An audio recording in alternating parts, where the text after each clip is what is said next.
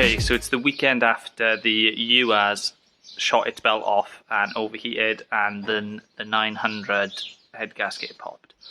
What an exciting weekend last weekend was. Well, I've come back to the barn. I'm going to chuck a belt on the UAS, so that's back in action.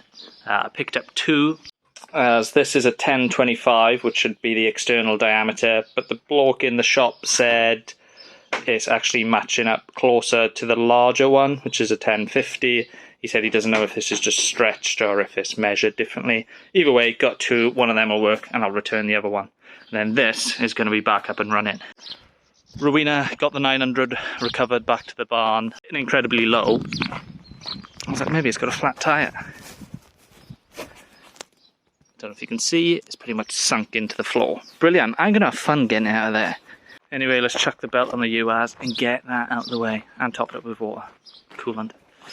Right, the belt is on the UAS. I've not started it up yet. I need to, I don't know about that, but I want to finish the choke mechanism up. This horrible looking choke cable needs an adapter to not slide through the carburetor. This is what I'm going to do. On the trusty Colchester, this bolt is going to get turned down to two different size diameters. I'm going to run a bolt drill through the center of it. You'll see, it'll be amazing.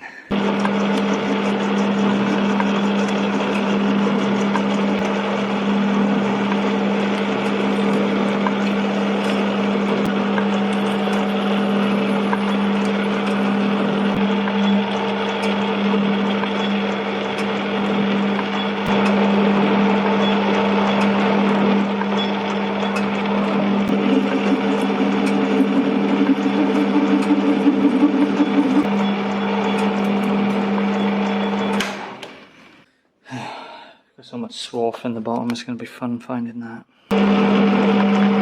So I fitted it back in the chuck and it's back to front.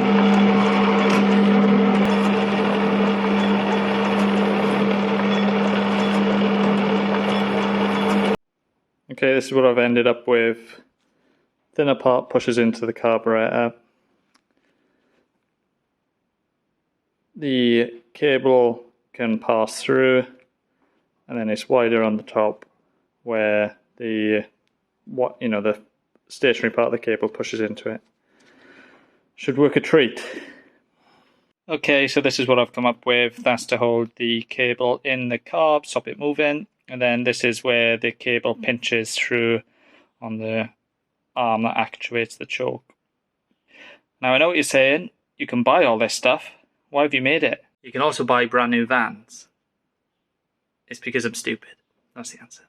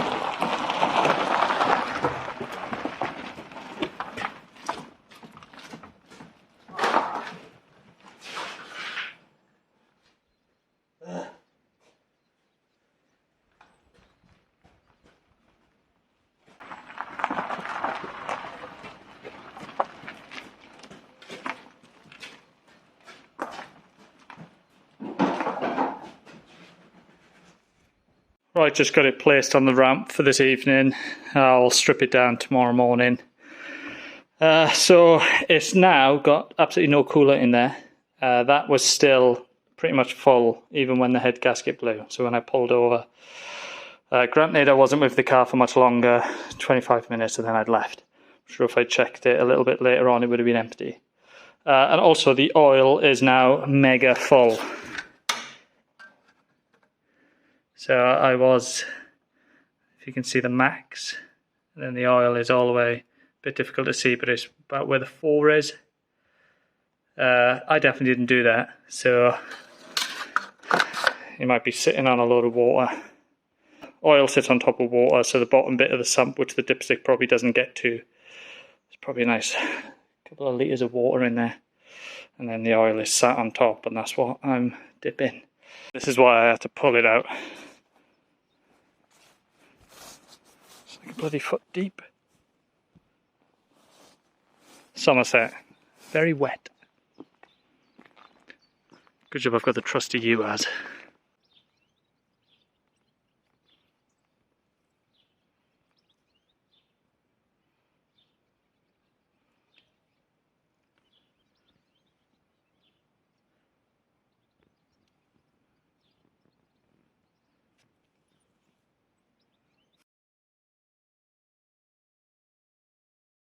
Crappy torch.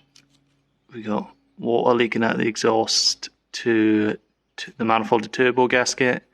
I knew that blew slightly, but I wasn't going to be snapping studs for no reason. And also there's some coolant again coming out of, it could be the block to head area, or it could just be out of the exhaust gasket there. This exhaust has actually got a snap stud on it. So even when I had the engine box out, I couldn't sort out the snapped stud on the manifold, as it was so far in there. Basically needed the manifold taken off, and I would have broken more studs. So I ignored it. And I thought, when the manifold has to come off, I'll repair it then. So that was a good time. So the first load of liquid that comes out of this, I reckon, will be water.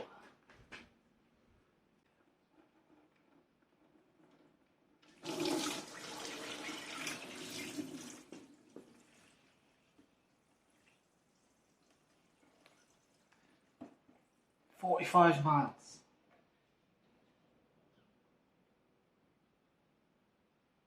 So tempted to reuse it. No, I don't.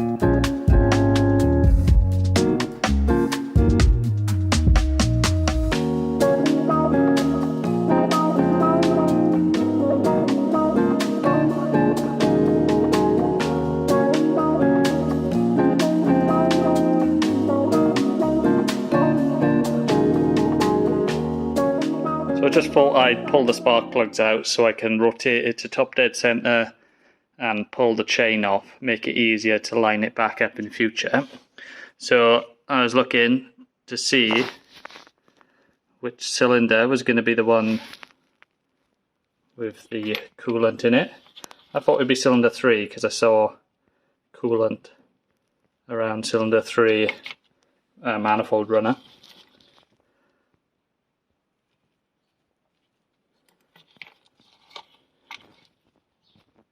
We have a winner, cylinder 1. You may be wondering why it's numbered that way round and not from the front of the car. That's because, don't forget, this engine is in backwards, and as per engine rule of thumb architecture, anything which isn't French numbered from the chain side. French stuff, because they're bloody weird, numbered from the flywheel end. Always remember that when you've got misfires and the diagnostic is sending you to cylinder 3 or whatever on a French engine, remember, backwards. Just turning the engine over to get it lined up.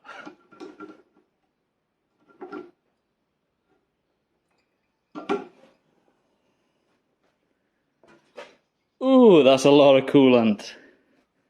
Do you know one thing I'm expecting to see when I start slackening these head bolts off? They're going to be slack already. So pull off the tension to the chain.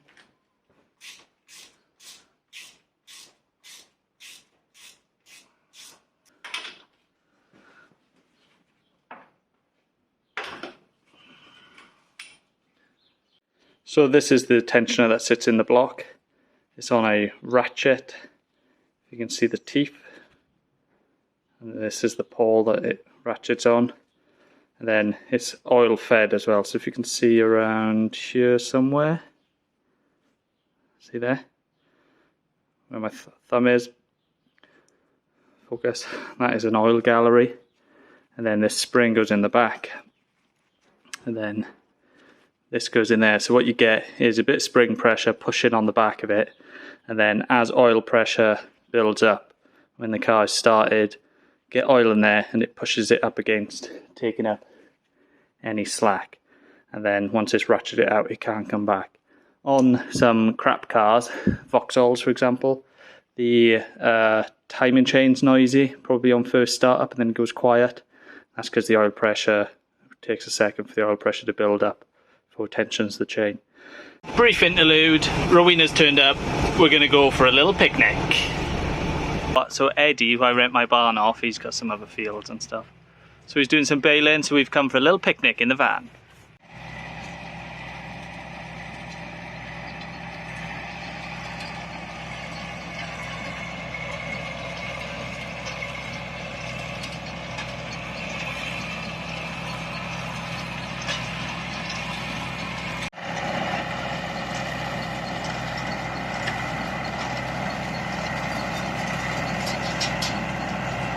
Right, lunch over, back at it. So I've got it to TDC, lined the timing marks up, taken the tension out of the chain, cable tied the chain to the pulleys. This may work, it may not, but I just think it'll be easier for when I go to put it all back together rather than get it a tooth out and then have to retime it each time. May work, may not.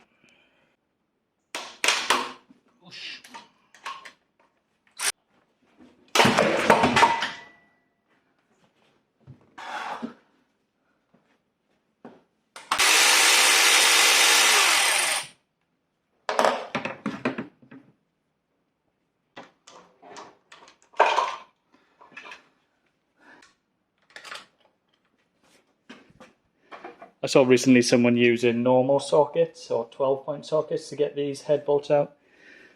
This is what you need. External Torx. So this is an E16. First things first, let me see if these ones are loose. No.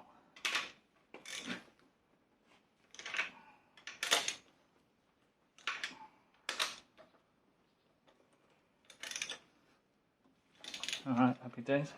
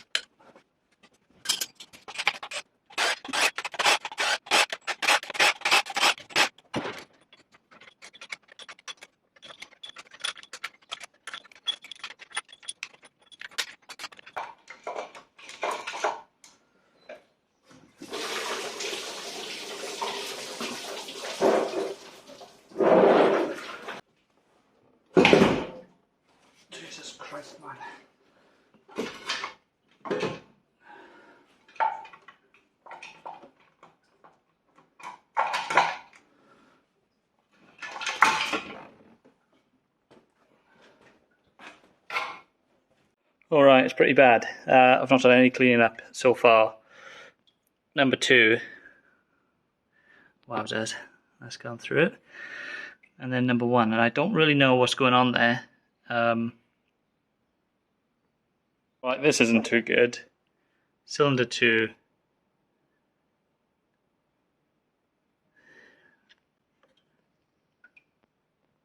I don't know why.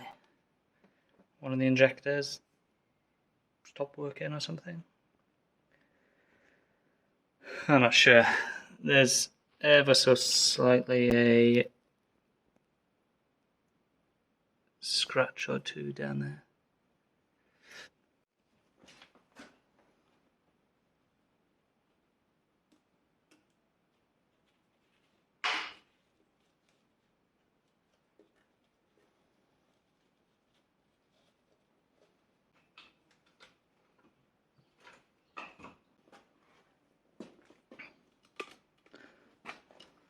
So cylinder 2 has burnt through.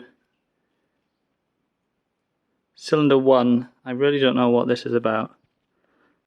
But I gotta say, it says B202 or 202 on the end of it. Probably an original gasket, I take it.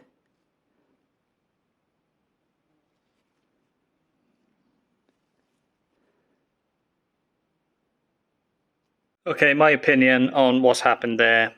Number 2 is for some reason, I don't know, faulty injector or something maybe. It was blown through the firing ring and pressurized the cooling system. That's a blocked off cooling passage.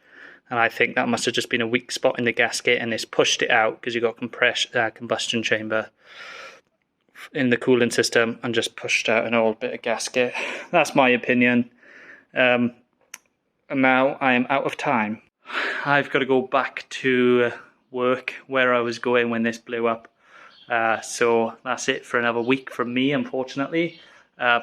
So when I come back, check out the head, make sure it's not warped or anything, clean it up. Rightly or wrongly, I'm just going to put a head gasket on it. The engine would have to come out again to check if the piston's got any further damage. But the fact that the cylinders aren't scored makes me think that the piston's still in one piece. Do you know, if I get it wrong, you can say told me so in the comments. But that's the plan. I'm gonna get the head checked out, put a gasket on it, probably take the injectors out, see if I can get them checked, and then reassemble. And it might be a good time to get the turbo rebuilt. That's pretty old nowadays, and there's quite a bit of oil in the boost pipes and stuff, and it does pass a bit of oil. But hope you enjoyed. That's stripping it down. That's the state my 900's in. Thanks for watching. See you soon.